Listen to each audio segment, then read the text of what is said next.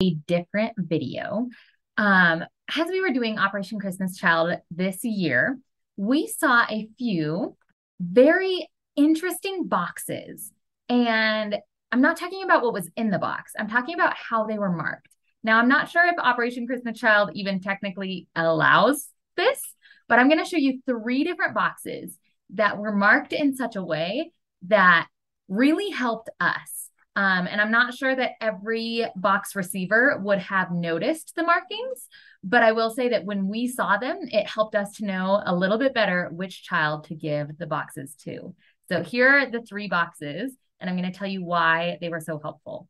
So this is the first box. And as you can see, it's marked boy 5 to 9. And you might think, perfect. All right, give it to a boy 5 to 9 years old.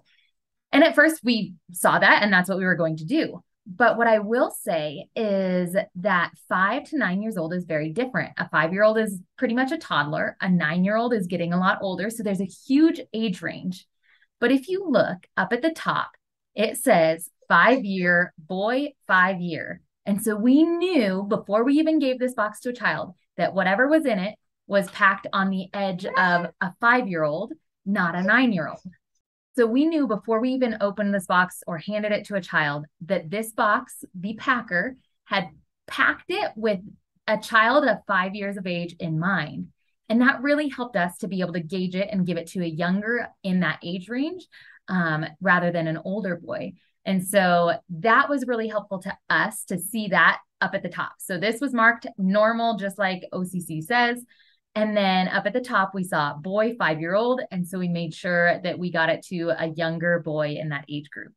The next box that was interesting was this one. And it's the same concept. Again, 5 to 9 is a huge age range. So what did they do? They marked girl 5 to 9, but then they circled a 9. So we knew that whatever that box packer had in mind in this box was geared more towards the 9-year-old, more towards the higher age range in that chunk. So that helped us. Again, I don't know if OCC technically allows this, but I will say it was super helpful for us. And the last one was this one. And I had never seen this on a box. So they not only marked boy, but then they marked 2 different age ranges. So when we got to the point, and we've talked about this before, where sometimes we run out of boxes in a certain age range, we actually saved this box till the end of our parties. And this was one of the last ones we gave out so that whatever age we had at that point, we had a box that would fit in either of those 2 age ranges.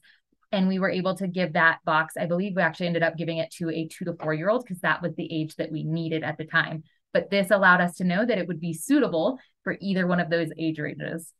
Now, I will say, I don't know if this is technically allowed by OCC or if they encourage it, but I will say for these 3 boxes, we were able to better give them to a child that fit the age group because it narrowed it down more for us.